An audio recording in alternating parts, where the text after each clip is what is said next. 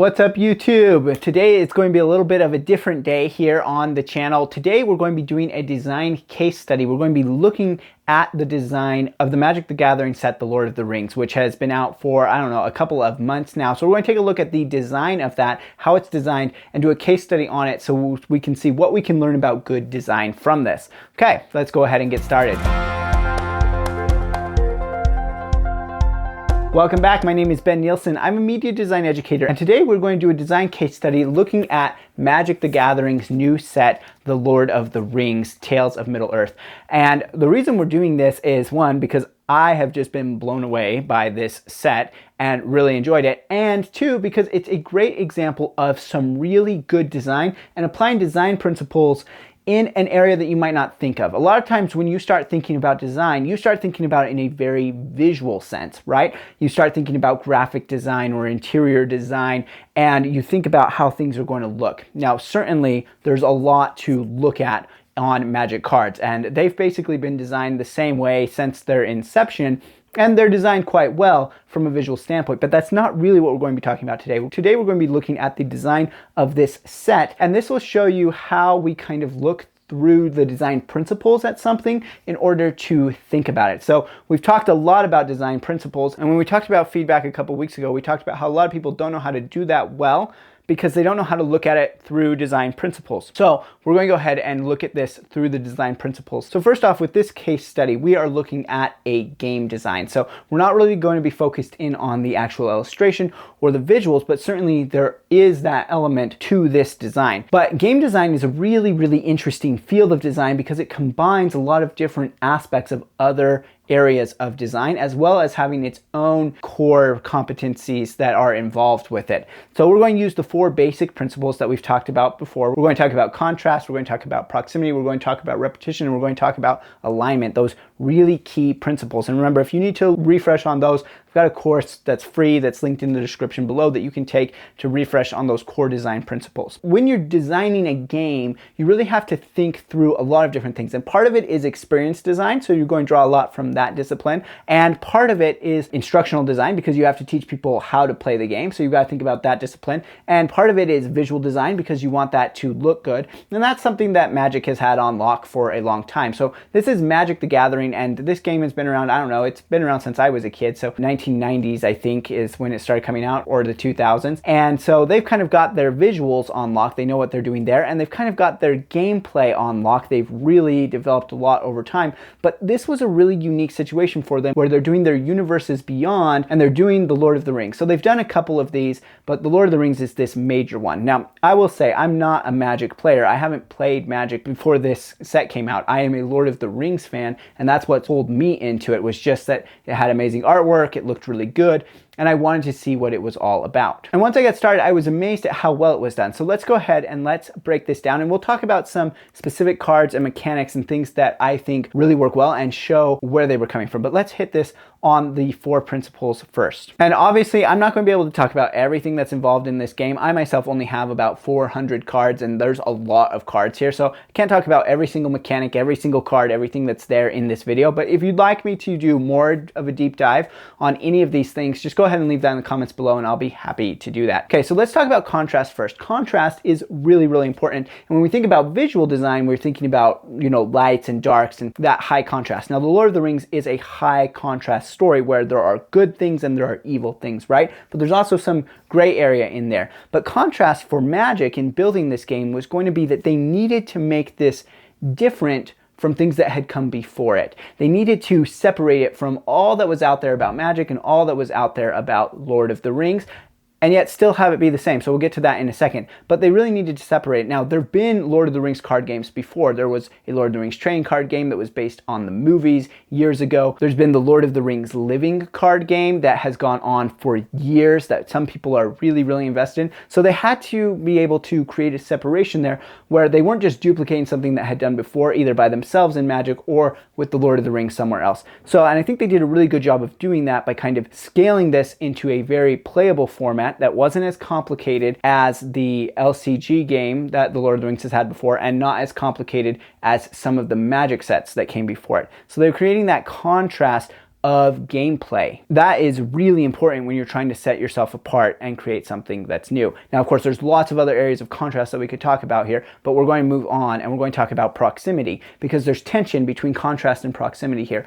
because they had to remain proximate both to magic and to Lord of the Rings. They had to remain proximate to both those things so that they were approachable by fans of either or both. What were they going to do in order to do that? Well, they had to really, really think about how the mechanics of magic were going to translate into Lord of the Rings, and how the themes of the Lord of the Rings were going to translate into magic. And I just have to tell you, they did such a wonderful job. We'll look at some examples here in a minute once we've gone through the principles, but they did such a wonderful job of really, really tying this in and putting it together, these two amazing properties. They brought them together in really a seamless and functional way. And so it really feels like you're proximate to both worlds there. Now, obviously there's proximity in the visual designs of the cards as well, keeping like things together and that kind of stuff, but we're not going to talk about that right now. The next principle that I want to talk about is repetition. Repetition is really important. And so of course, visually you see that over and over again in the magic cards, where they put things in the same places. So they always have a mana cost, they always have text, they always have a picture. Those things are happening in the same places. And so that's going to be the same with any magic set. But here they also need to repeat elements of the game that they were introducing. So a really important element in this game is the ring. There is a card that is the ring, but there's also this function that is the ring, and the ring tempting you. And so that needed to be repeated throughout in order for it to function. And so it needs to come up enough. So they had to balance that, where there were enough cards that would be repeated often enough, but not so often that it became overwhelming. There's other functions like the food, which we'll talk more about later, but the food, that needs to come up too. It needs to be repeated in order for it to be functional. So you can see them applying these principles of design in a different way to game design. So they have this repetition that's going on that allows there to be a rhythm and a function to the actual game. Okay, and then the last design principle here is alignment. And I think the most important piece of alignment here for them was to be lined up with the themes of the Lord of the Rings. Lord of the Rings fans are a notoriously very picky lot, and so to produce something for them is to walk a very fine line and try and make sure that you are really being true to the source material that they care so much about. And I'm definitely one of those people who cares a lot. They needed to be aligned there, and we'll go over some ways that they really, really knocked it out of the park with that. I'm just amazed at this. And part of that amazement, again, this goes back to contrast, is contrast with other Lord of the Rings things that have come out recently, particularly games. So there was the Gollum game, which recently released to just terrible reviews. Some people are calling it the worst game of all time, and that obviously isn't how we want to see our beloved franchise treated. And then there's been several mobile games in the last few years that have just been absolutely awful. There's been the Heroes of Middle-earth that did terrible things to the lore of the Lord of the Rings, and then there's this game called the Lord of the Rings War, which is like this strategy game, but is actually really, really horrible, and also uses false advertising where they show videos in their advertising that have nothing to do with the actual gameplay. And these things have left kind of a sour taste in the mouth of a lot of the Lord of the Rings fans when it comes to game adaptations of our favorite work. So really lining up with what the Lord of the Rings books were all about is a really important part of this. So let's dive in and let's talk about some of the mechanics and cards specifically, although we obviously won't go into everything. But let's go ahead and jump in and talk about this ring element. So this idea of the ring that is so important to the whole thing. Like if you built this game and you just left the ring out of it, it's just not going to work, right? You're not going to be lined up, but the ring is kind of a tricky thing to deal with. And so I love what they did here. They make this mechanic where a card will cause the ring to tempt you, which is a thing. The ring is always tempting different people in the books. And so the ring tempts them, and then there's 4 phases that you go through of increasing power as your ring bearer is tempted by the ring more and more. So this is very much how it's working, right? Where the ring's influence over Frodo or Gollum or whoever has the ring is growing over time. But what I really, really like about this is the first step. It says your ring bearer is legendary and can't be blocked by creatures with greater power. So legendary is a class that's given to a creature in Magic, but then it says it can't be blocked by creatures with greater power. So this incentivizes you to actually make your ring bearer the least powerful creature. And this is exactly what happens in the books, right? They're at the Council of Elrond and they determine to give the ring to Frodo because he's the weakest. that's actually their reasoning, is that they're going to give it to the weakest. And so I love that the game incentivizes you to make your ring bearer the weakest. They have this quote about small hands doing things because they must, and that just lines up super well. And then the ring builds with more powers as you go along. As you get to the end, it becomes more powerful, which really incentivizes your opponent to target the ring bearer, which of course is what's happening throughout the books. Is Frodo is the target of the attacks of the ring wraiths and the orcs and everything. And so by the end, the ring bearer is really powerful. It says when your ring bearer deals combat damage to a player, each opponent loses 3 life. It's just building this massive, which really incentivizes you to target them down because they can easily deal damage because they can't be blocked, right? Which lends itself to the invisibility, the whole thing. So the ring mechanic, really good, really well thought out, and very much like in alignment there. The one thing that would have been good, and I listened to an interview with the designers about this, it would have been good if the ring had some pretty negative effect on you, because it is so negative even though it can make you so powerful. They said that they tried some negative effects from the ring, but then it kind of didn't get played, and that took away from the actual feeling of having the ring present in the game. So I understand why they didn't do that, but it would be interesting. Okay, so let's talk about some cards and just how they thought through these characters. This is all about bringing that in alignment with the character that you're trying to produce and thinking really detailed about this. This is something designers have to do, is think in really detailed, really deep ways about what they're designing and what their users are going to do. So first, let's talk about in the starter set, which by the way, great design choice for them to create a starter set that was very approachable and easy to use. It leaves out some of the more difficult mechanics, and it comes with 2 full decks so that 2 people can just sit down and start playing immediately with characters that they know. So in the starter set, you get 2 characters that are opposed to each other in the book, Gandalf, and you have the Balrog. Now, these 2 obviously fight in the books and the movies, and it's a really, really important point. So this had to be done well. So with the starter sets, you can actually have this fight end up happening. So this is key. They just really thought through this. So the Balrog is a 7/7, which is a very powerful card, and it doesn't cost all that much. It's a 5 mana cost, which is high, but not super high for what we're talking about. But it's got this effect on it. And it says, when a legendary creature an opponent controls dies, put the Balrog on the bottom of its owner's library. So basically, this is to mimic when the Balrog is killed by Gandalf and kills Gandalf, the Balrog isn't coming back. Once you put it on the bottom of your library, the chances of you seeing that card again in that game are super slim. And if any legendary creature your opponent controls dies, the Balrog's gone. It's not going into your graveyard where you might be able to recover it. It's actually going to the bottom of the deck, the place you are least likely to recover it. It's going far, far away. You're not seeing it again. And it's really tied to a legendary creature dying, which of course is exactly what Gandalf is. So Gandalf then has this thing here that says when Gandalf the White Rider dies, you may put it into its owner's library 5th from the top. So you could take this card, and of course Gandalf comes back after he dies in the story. And so you're going to go and you're going to put that 5 cards down, which means within 5 turns, you're going to have Gandalf again. He's going to come back, which is awesome. You can just kind of see the thought process going into the way they've designed this. Okay, another one that I want to talk about is Gollum. Gollum, really thoughtful choices with Gollum here. There are several cards that are Gollum, but this one is Gollum's Scheming Guide. So Gollum when he is leading Frodo and Sam. And it's just extremely complicated. And could be good, could be bad, right? And this is their whole relationship with Gollum. So it says, whenever Gollum's Scheming Guide attacks, look at the top 2 cards of your library, put them back in any order, then choose land or non-land. An opponent guesses whether the top card of your library is chosen kind, reveal that card. If they guessed right, remove Gollum from combat. Otherwise, you draw a card and Gollum can't be blocked this turn. It's extremely complicated. It's hard to wrap your mind around what's even going on there.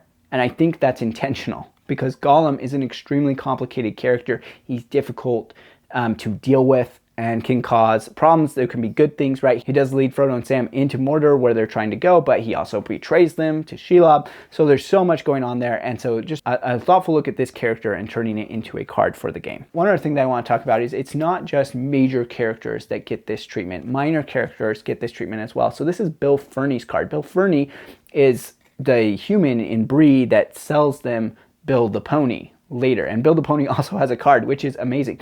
But Bill Ferny is a minor character, right? But the guys who were designing the Magic game still thought through his character and tried to make a card that would work for him. So he sells them this, so he gets money from them. He charges them quite a lot for this pony, and so that happens here. So it says, whenever Bill Ferny becomes blocked, choose one. You can either create a treasure token, or the target opponent can gain control of your horse, and if they do, You can take Bill Ferny out of combat, but you create 3 treasure tokens, right? So he can basically, he has this function of selling a horse or a pony to the opponent and you getting treasure for that. And I just thought that was really cool that they thought through that. So you can see the type of detail that they're working with. There's a few other game mechanics that I want to talk about really quickly. I know this video is going to be a little bit long, but there's just so much here and I'm only just scratching the surface of it. But let's talk about the food tokens. So food, obviously really, really important to hobbits. And so the hobbits are making food all of the time, and food can bring back your health. So that's really useful.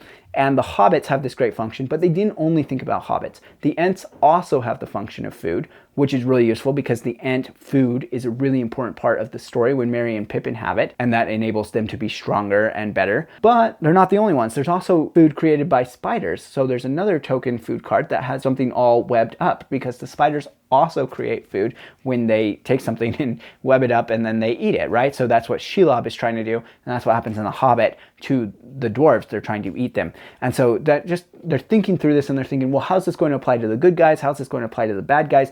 You're really thinking through their mechanics here. And the last mechanic I want to talk about are these saga cards. So the sagas are essentially little stories, and stories are really, really important in the Lord of the Rings. The stories they tell are really important. So particularly there's the Tale of Tinuviel, which is the story of Beren and Luthien, and Aragorn gives them this story on Weathertop, and then it's referenced later by Sam in Mordor. And so these stories are really important things. And the way they thought through these saga cards, they come out, they stay on the battlefield for a while, and they cause different effects. So the story of Beren and Luthien is this really heart-wrenching story of star-crossed lovers, right? Amazing story that Tolkien told both in The Lord of the Rings and in the Silmarillion. And so here they have it create effects that help you to remember the story and also help you in the game. So one of the things that happens is Luthien goes and she saves Beren from the dead. She brings him back from death, essentially. And so the second thing that happens here is return a target creature from your graveyard to the battlefield. And then the last effect that this card has says up to 2 target creatures you control gain lifelink. So Beren and Luthien essentially link their lives together. And so there is an effect in Magic called lifelink, and they've put that into this card for 2 characters. So I just really like that a lot. Another great saga card is called There and Back Again, which is basically the story of The Hobbit. And this card will create a token dragon called Smaug, which is a powerful card that your opponents will want to get rid of. But there's also this thing that happens when Smaug dies, and that is that you create 14 treasure tokens, which is a lot of treasure. You could do a lot with that. And the number 14 isn't just at random, right? It is actually the number of people in the party of Thorin Oakenshield in The Hobbit and the number of shares the treasure was intended to be split into. So there's just all of these little details in here where they've been really thoughtful about that alignment piece. They're lining up with the themes, the characters of the Lord of the Rings to make this seem like a real Lord of the Rings game and not just like a tack this on Magic kind of game, which is what happened with like things like Heroes of Middle-earth. They didn't really think about making it a Lord of the Rings game. They just were like, we've got kind of this structure that we've used in other games. We'll just go and tack on the Lord of the Rings characters and not really think about it. You just see this as really good design, very thoughtful in the way that everything has been done. Now, we haven't even really talked about the visual design of the cards, but the visuals are stunning. They're amazing. We've never had the kind of this just like huge drop of Lord of the Rings artwork from across the entire Lord of the Rings spectrum all at once. So there's so many good new like Lord of the Rings, and there's going to be special cards released later with some historic artwork from like the animated film and stuff like that. So really cool stuff that's kind of coming down the pipe here. Kind of in summary, I just want to say this is a really good example of design. So even if you don't really like Magic, but you are a Lord of the Rings fan, it's worth looking at, particularly if you're a designer and you want to just think through it. The thing about this is good both for collectors because the cards are beautiful and awesome representations of their characters, but also it's a really good game to play. So it also plays very well. So they have both things that are important in a collectible card game, which is sometimes hard to find. So I find that to be just really good and thoughtful design. Okay, I hope you've enjoyed kind of this case study here as we've looked deeper into design and how people design different things. This one was games. If you want to see more content like this, be sure to let me know that in the comments below. Also, I would love to hear what you think about this Magic Lord of the Rings set. If you've played it or if you've looked at it, what do you think of it? Are you a Lord of the Rings fan? And would you like to hear more about Lord of the Rings and creativity on this channel? Let me know that in the comments below. Okay, we'll chat in the comments and I will see you in the next video.